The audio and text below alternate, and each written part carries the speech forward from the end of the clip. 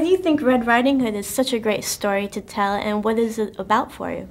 Well, I like it because I think Catherine's taken a fairy tale, which is essentially about, it's a warning for kids about, you know, don't stray off the path because you'll meet the wolf. And she's taken those elements of sexuality, of paranoia, of fear, and she's built this story around it, you know, and she's just a person, she's got an incredible imagination, and she's built this fantastic story. And we've got Gary Oldman, Shiloh Fernandez, Julie Christie, and Amanda. Yeah, well, you know, there's so many themes to be drawn from the original story, and you can really kind of look into it and see all these kind of analogies. I think that what we've done here is expanded on those and taken some themes and really kind of run with them.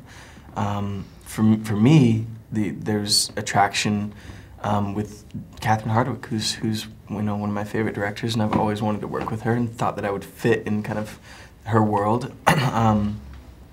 I think that, you know, with what her and David Leslie Johnson did, the characters were each so alive and so different, and to be able to kind of play your own part while fitting into this whole circle and this whole film, that was a really exciting thing for me.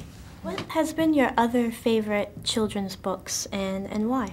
Little Engine That Could, I loved it. And I had a storybook, beautiful pictures, loved it.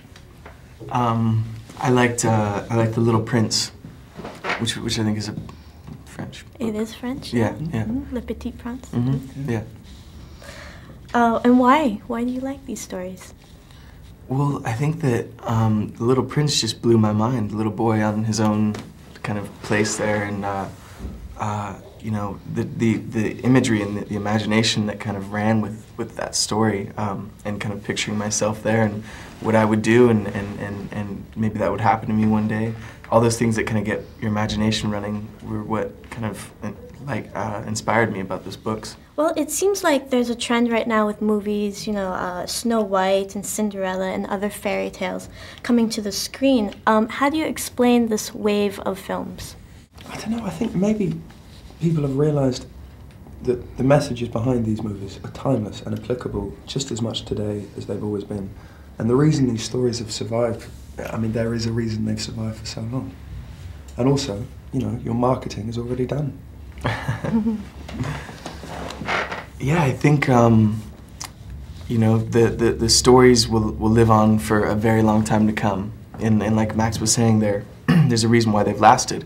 I think that the themes in those kind of tales are universal and forever. And you can always kind of find things that are relevant to today, you know. We haven't changed that much, even though we have iPads now. I think that a lot of things are the same, you know. Human emotions are very similar to how they were before. And I think that, yeah, those stories are in our psyche, and to be able to see them live and to see a version of them, to see a take on them is something that's exciting.